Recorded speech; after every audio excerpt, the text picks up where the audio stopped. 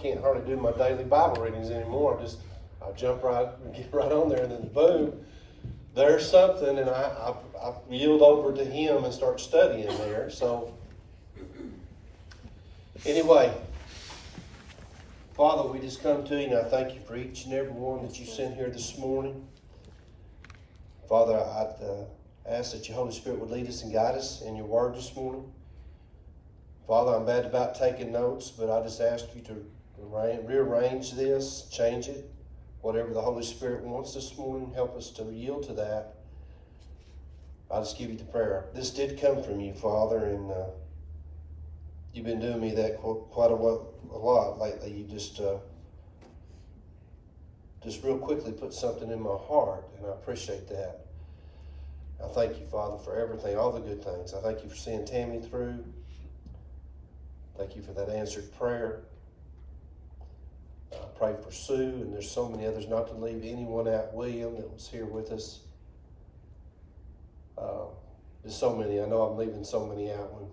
But Father, you know who all we've been asking about. You see our little prayer book that we fill out on Wednesday nights. There's no power in that book itself, but there was a heart that wrote that name down, and that's what matters. You see that. I pray for those in that book. In Christ's name I do pray. Amen. Okay. Well, I was reading in Psalms. That was my Old Testament part of my reading, and I got to Psalms 40 and everything quit. So what I want to do is, if you look in your outline, and this will help you a lot. In your bulletin. Just mine and Lance's sermons are usually written there, and there's kind of somewhat of an outline there that'll kind of give you a little bit of advance of what's going on. But Psalms 40, let me read that to you really quickly. The title that we placed on this sermon don't have to have a title, but sometimes it kind of helps, is Continuous Commitment in Your Life this morning. And I see a lot of continuous commitment this morning. If something wasn't continuous with you, you wouldn't keep coming back. And you folks just keep coming back. So there's something here that's sparking your interest. You know there's something here good for you. You know that God is in our hearts and he rejoices to see us come together. So to the chief musician, this is Psalms 40, the first 10 verses, a psalm of David. I waited patiently for the Lord, and he inclined unto me and heard my cry. He brought me up also out of a horrible pit, out of the miry clay, and he set my feet upon a rock and established my goings. And he hath put a new song in my mouth, even praise unto our God. Many shall see it and fear, and shall trust in the Lord. Blessed is that man that maketh the Lord his trust, and respecteth not the proud, nor such as turn aside to lies. Many, O Lord my God, are thy wonderful works which thou hast done, and thy thoughts which are to usward. They cannot be reckoned up in order unto thee. If I would declare and speak of them, they are more than can be numbered. Sacrifice and offerings thou didst not desire. Mine ears hast thou opened. Burnt offerings and sin offering hast thou not required. Then said I, Lo, I come. In the volume of the book it is written of me. I delight to do thy will, O my God. Yea, the law is within my heart. I have preached righteousness unto the great congregation. Lo, I have not refrained my lips, O Lord, thou knowest. I have not hid thy righteousness within my heart. I have declared thy faithfulness and thy salvation. I have not concealed thy loving kindness and thy truth from the great congregation. That verse 8 there is so important. That's not the primary part of the sermon this morning, but it says, I delight to do thy will, O my God. Yea, thy law is within my heart. So as we start, what keyed me on this was Psalms 40 and 2. when I was studying.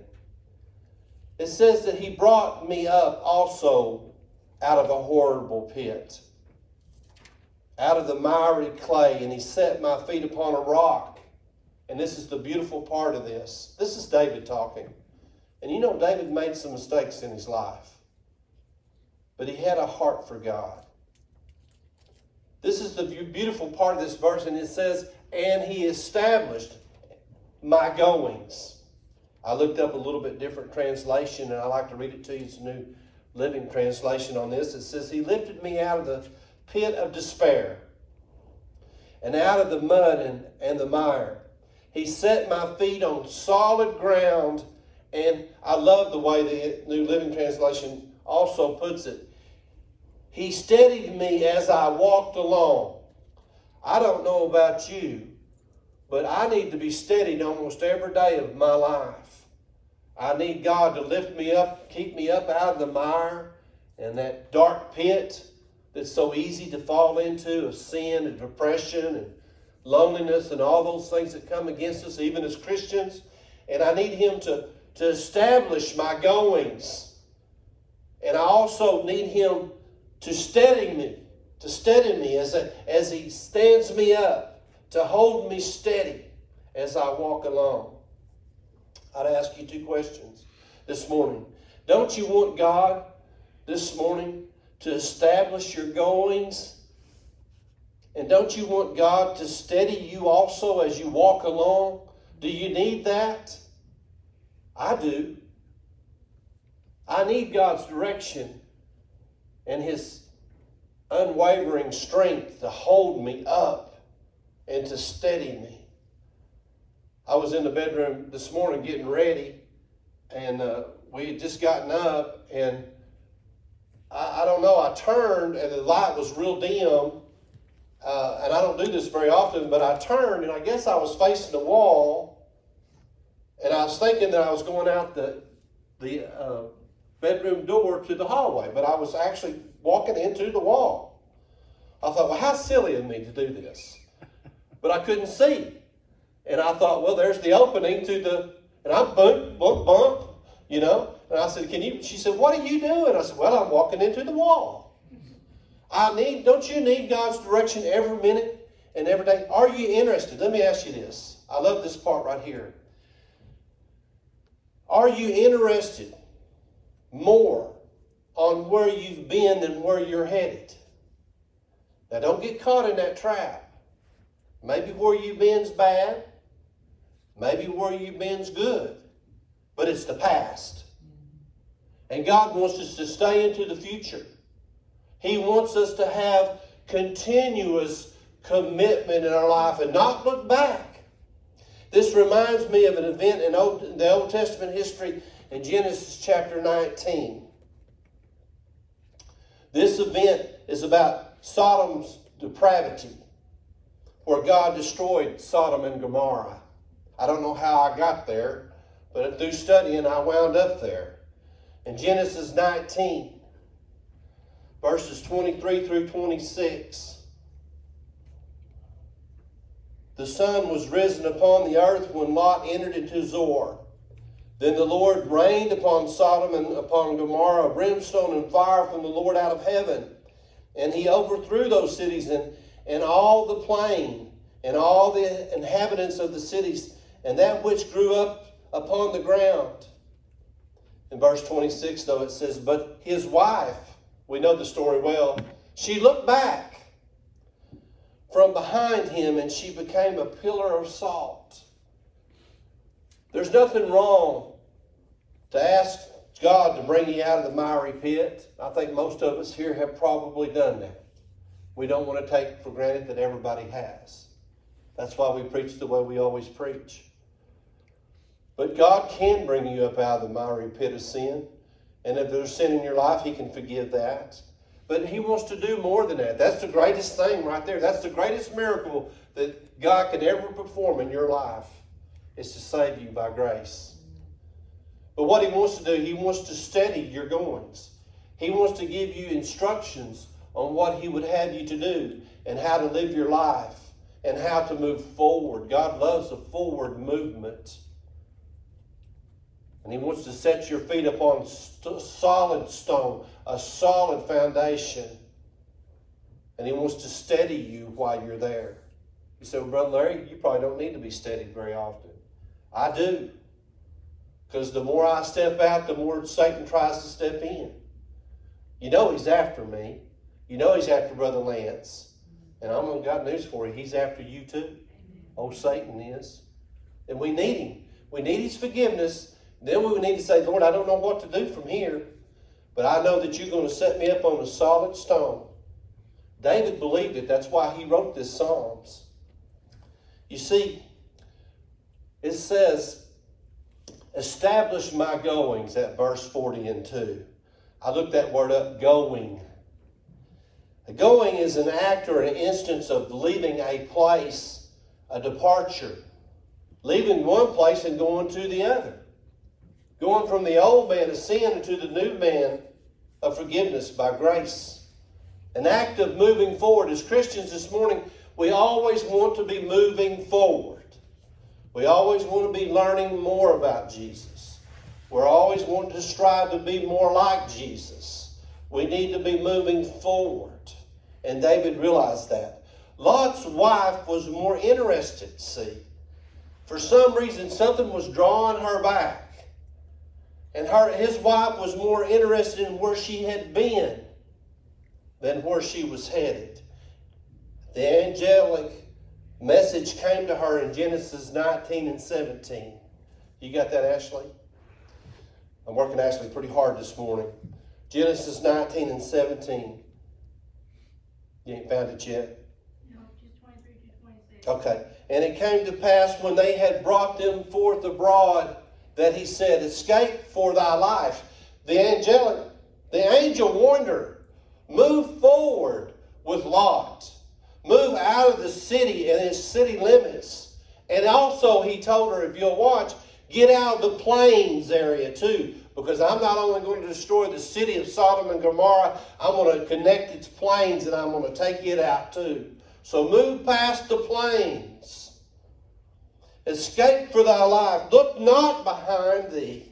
Neither stay thou in all the plain. There it is. Escape to the mountains, lest thou be consumed.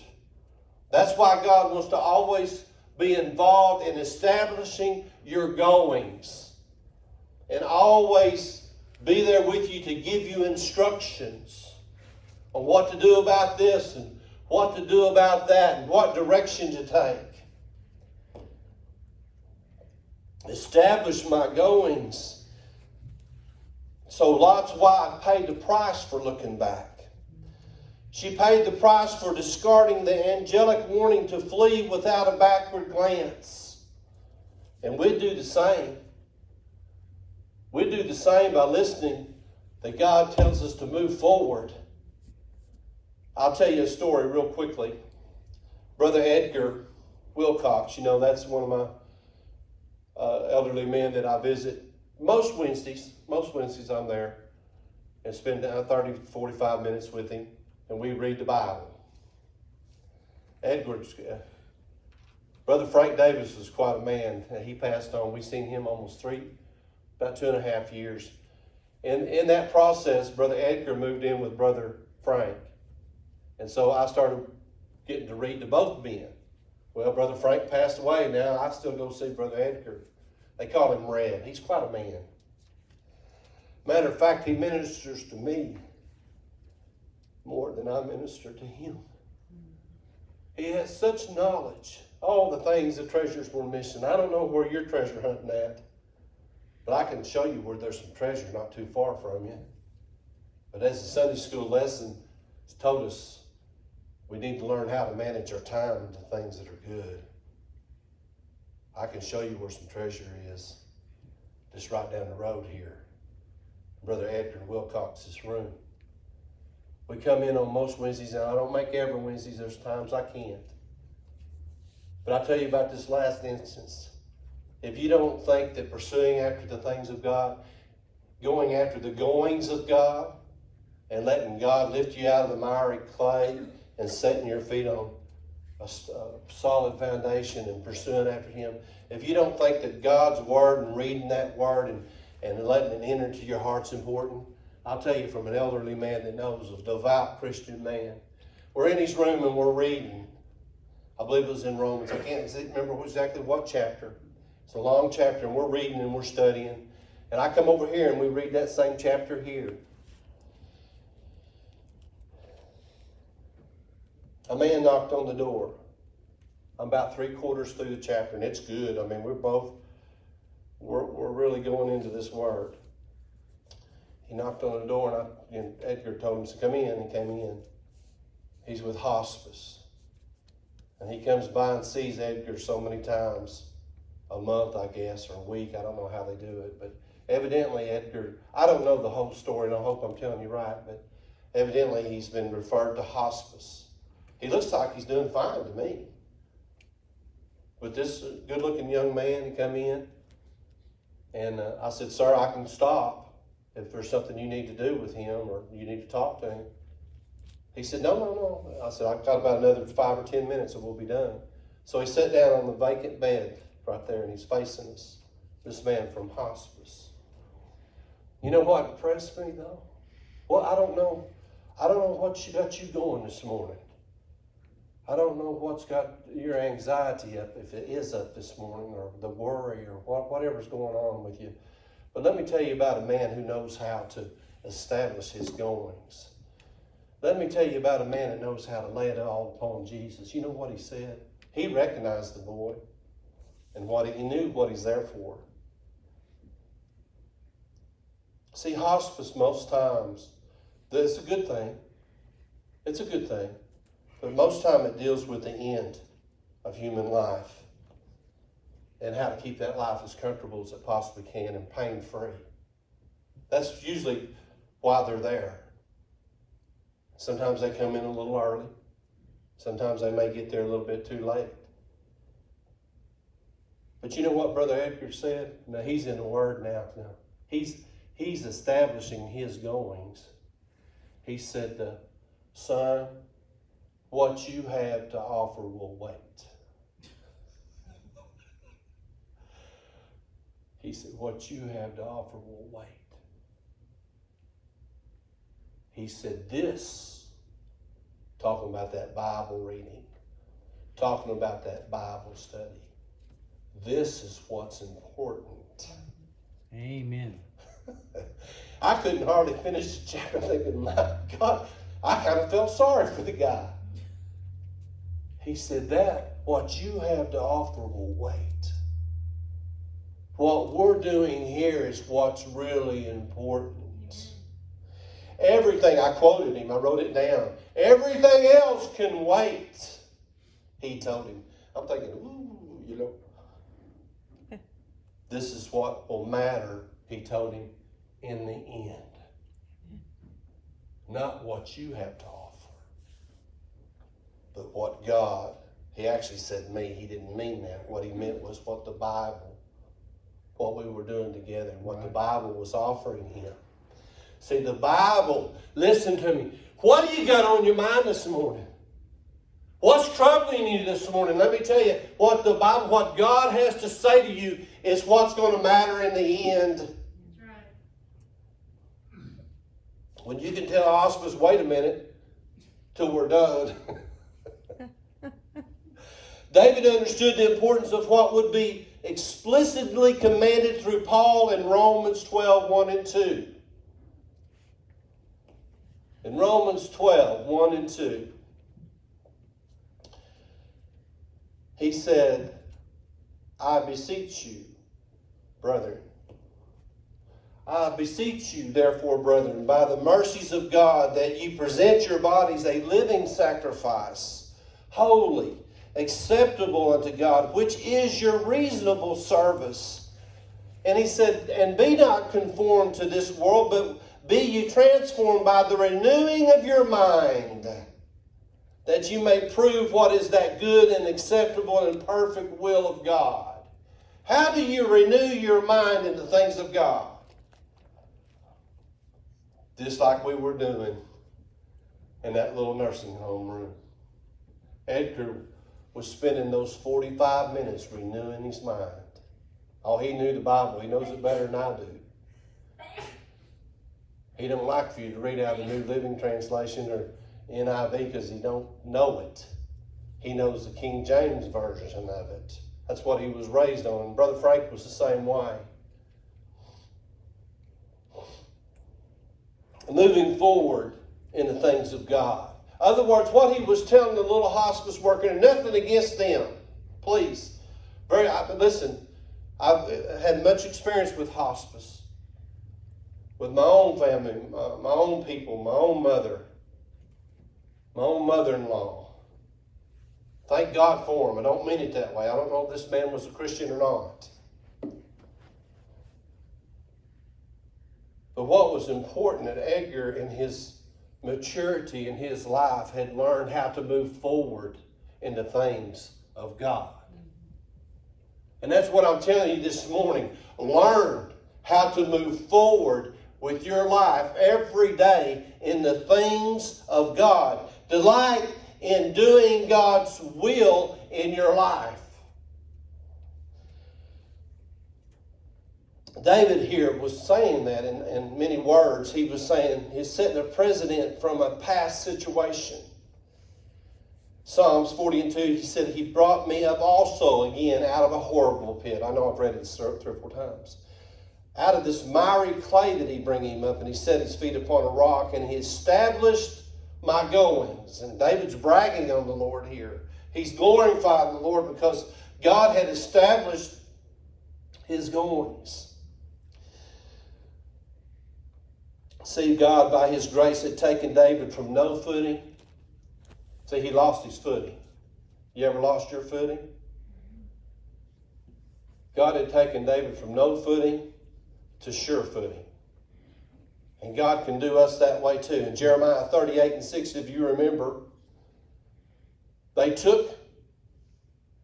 Jeremiah, and they cast him into the dungeon of Malachiah, the son of Hammachlek, that was in the court of the prison, and they let down Jeremiah with cords.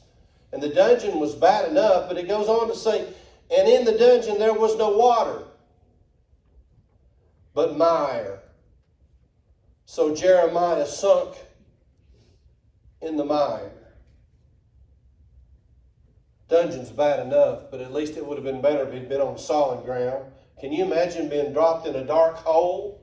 You can't see anything, there's no water there, but then you begin to sink in this stuff.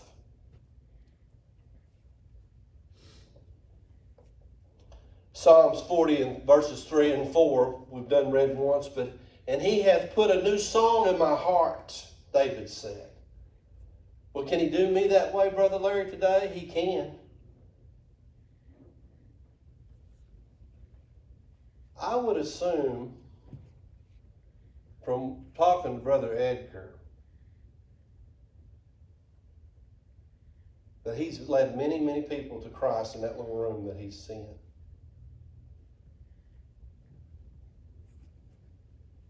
A lot of people come see him. It really amazes me. He's put a new song in my mouth, even praise unto our God. Many shall see it and fear and shall trust in the Lord. Blessed is the man, of course that also stands for the woman, that maketh the Lord his trust, and respecteth not the proud, nor such as turn aside to lies. David learned to take joy in doing the will of God in his life. Jeremiah 17 and 7. I know I've given you a lot of verses. I don't know if Ashley's finding all of them or not, but it says, blessed is the man that trusteth in the Lord. There's 2 things that we have to do as Christians. We must learn how to trust in God and whose hope the Lord is. And hope in God. David's desire was always to make such commitment. Let me tell you, when we begin to put on these kind of things that David's talking about, when we begin to habitually live this way every day of our life and quit looking back and continue to look forward for what God's got, Because the more you look forward, the more you're going to see heaven. Because you're getting closer every day. Right?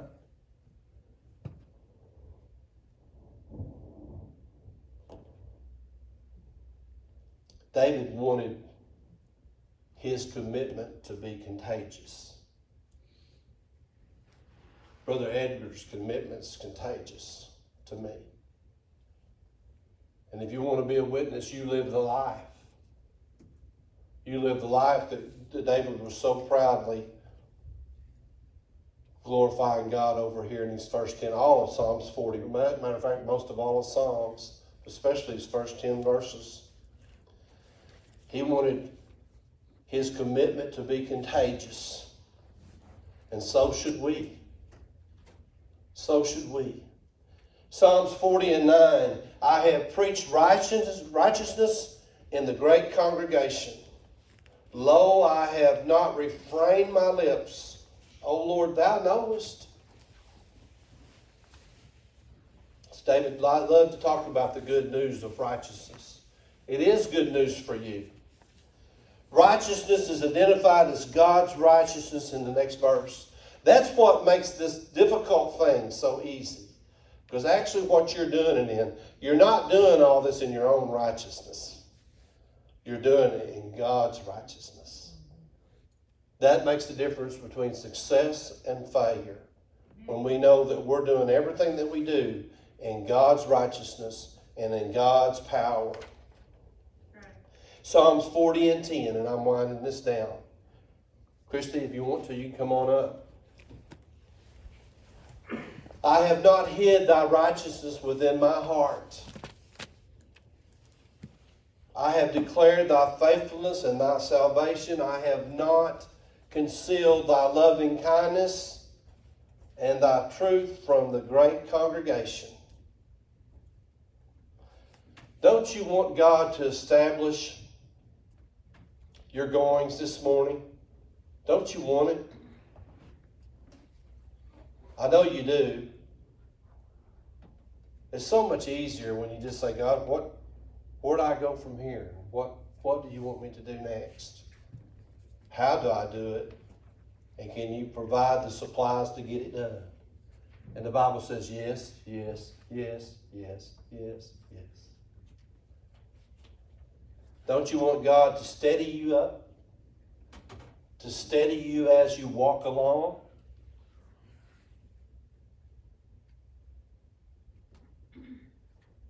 We was down at our cabin a few weeks ago. I took off a day or two, and we went down there for a while, and there was a lot of work I needed to get done, but what was it I was trying to do? I was trying to get up on top and adjust the antenna, and Don said, don't do that. I said, we'll be fine. I said, I'll get the ladder, and I said, if I can get on the edge there, I can just skim you right up there. It's an A-frame. It's pretty steep, but I've seen Quinn do it. Well, we got up there. She's holding the ladder, and I got halfway up and realized I couldn't go no further because actually we need to re-roof we need some new shingles. And it's got to that, what do they call that, the glassy, the beads are not sticking, and they're like little roller coasters. You ever been there, Gerald? Well, I'm halfway up. I can't go further. And now when I start to come back down, I'm really sliding. So I tell Dawn, she's at the bottom of the ladder. I weigh well over 100 pounds. And I said, just get out of the way. Because if I start to slide, I can't stop. And I said, if I fall on you, this is going to be a bad day. We're going to have to find some helicopter pads. We're going to have to land us a helicopter. Well, I started down, and I've got my foot aimed for that top rung on that ladder. If I can get my foot on in, I know I'll stop. If I don't, I'm coming off of there. So I know you'd enjoy this, Lance. I'm just doing this to cheer you up. Okay. She moves out of the way because I'm screaming, get out of the way. Just get out of the way. I'm thinking, well, broke hip, broke leg, dislocated knee, messed up. I'm thinking this is really going to be serious. And I'm slipping and sliding. I'm gunning. And I hit that top rung. And we had that ladder at the right angle that it just kind of drove it in the ground a little bit and it didn't come up. and it stopped me. And of course, I got it when I got on the ground, you know. Quinn made it look so easy. But I need him to establish, I need to be on solid ground. I'm getting to the age now. Sister Louine, I need to stay on solid ground. I don't need to be off the ground, Matt. That's for you young guys. But you know, really and truly, we all need to be on solid ground, don't we? Amen. Sometimes we try to climb roofs we shouldn't be on. Sometimes we try to accomplish things that God never intended for us to do. And the old shingles are old, and they kind of get glassy. They kind of come like slippery. I don't know, the little balls, the little things was coming right down with me, kind of raining down, you know. That's how bad the roof is. It's not leaking, it's just the shingles are old. We must have continued commitment. As a Christian, it's vital to you to continue your commitment. Don't look in the past.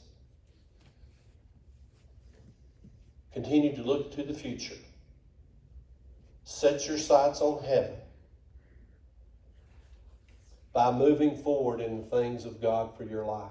I told Sherry was talking the other day, should I say anything about that, Sherry? Maybe thinking about retiring here before too long. And I told her, I said, Sherry, the best advice I could give you is before you even conquer that decision, is start to ask God, if it was to happen, what would you have me do? God, if this was to be fulfilled, if I could retire whenever, what would you have me do? That's powerful. That's establishing your goings right there. That's allowing him to lift you up and to steady you and say, Sherry, I need you to go that way. It's going to be the best way for you. And I'm going to have the best things for you if you'll go this way. Romans 12:2, and I'll stop. I've got 30 seconds. And be not conformed to this world. You got it up there, Ashley? Be not conformed to this world, but be ye transformed. Oh, come out of that pit and get on a solid rock. Be transformed by the renewing of your mind, that you may prove what is that good, what is acceptable, and the perfect will of God. When you get to proving the perfect will of God for your life, you better hang on, because you're in for a joyride. Oh, Brother Blair, you're preaching truth and prosperity and a pink Cadillac deal. I'm telling you, I don't care what Satan throws at you. When you're in the will of God for your life, you'll have joy. Amen. Shoes or no shoes. Amen. Amen. So, would you stand with me?